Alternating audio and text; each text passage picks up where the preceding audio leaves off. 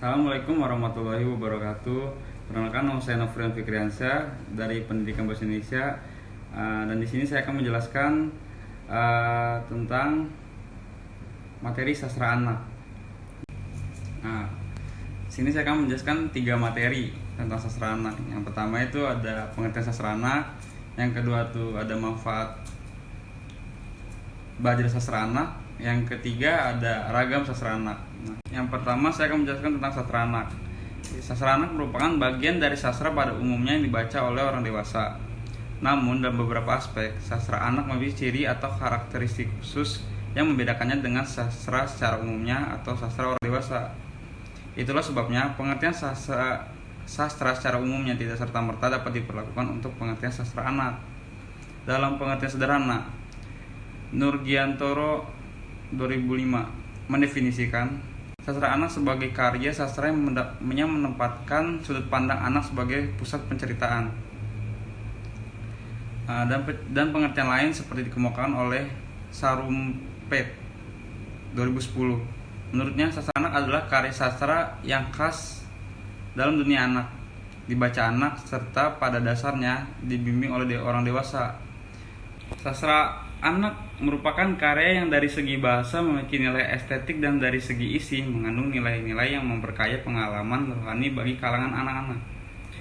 Pramuki via ABD Halik 2008 mengungkapkan bahwa sastra anak-anak adalah karya sastra yang isinya mengenai anak-anak sesuai kehidupan, kesenangan, sifat-sifat dan perkembangan anak-anak.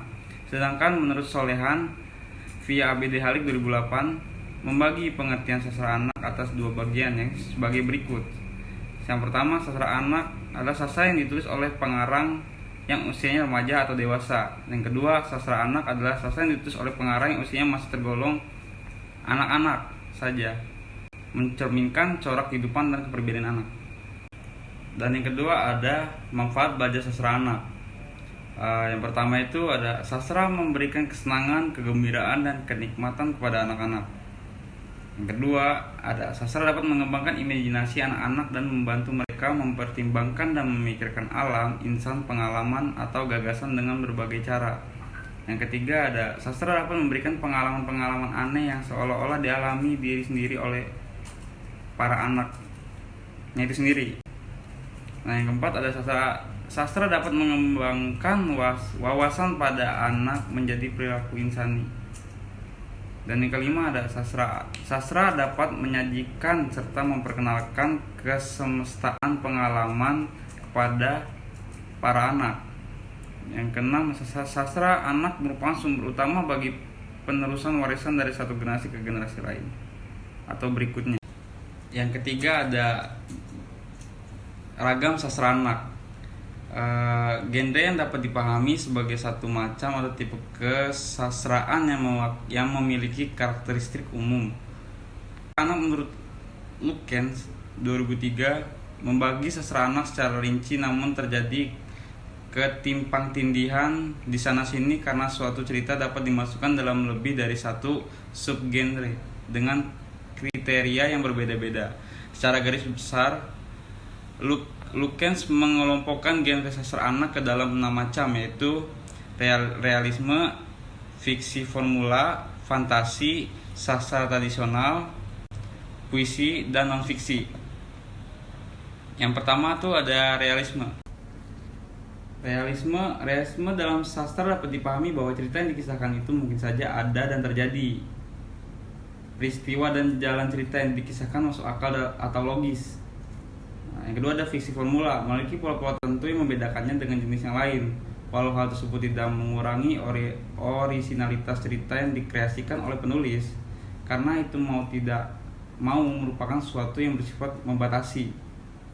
Nah, yang ketiga ada fantasi. Fantasi dapat dipahami sebagai cerita yang menawarkan sesuatu yang sulit diterima.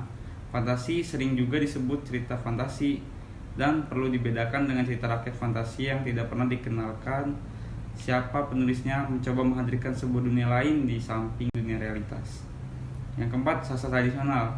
Istilah tradisional dalam kesastraan menunjukkan bahwa bentuk dari cerita yang telah mentradisi tidak diketahui kapan mulanya dan siapa penciptanya. Lalu ada sastra tradisional. Istilah tradisional dalam kesastraan menunjukkan bahwa bentuk dari cerita yang telah mentradisi, tidak diketahui kapan mulainya dan siapa penciptanya, dan dikisahkan secara turun-menurun secara lisan. Lalu ada puisi. Sebuah bentuk sastra disebut puisi jika di dalamnya terdapat pendayagunaan berbagai unsur bahasa untuk mencapai efek keindahan. Dan terakhir ada non-fiksi. Tidak semua buku non-fiksi dapat dimasukkan dalam genre sastra anak. Hanya bacaan non-fiksi yang secara tertulis dengan artistik sehingga jika dibaca oleh anak-anak akan memperoleh pemahaman dan kesenangan yang akan termasuk di dalamnya. Sastra disebut puisi jika di dalamnya terdapat pendayagunaan berbagai unsur bahasa untuk mencapai efek keindahan. Dan terakhir ada non-fiksi. Tidak semua buku non-fiksi dapat dimasukkan dalam genre sastra anak. Hanya bacaan non-fiksi yang secara tertulis dengan artistik sehingga jika dibaca oleh anak-anak akan memperoleh pemahaman dan kesenangan yang akan termasuk di dalamnya. Terima kasih, itu penjelasan dari saya. Kurang lebihnya mohon maaf.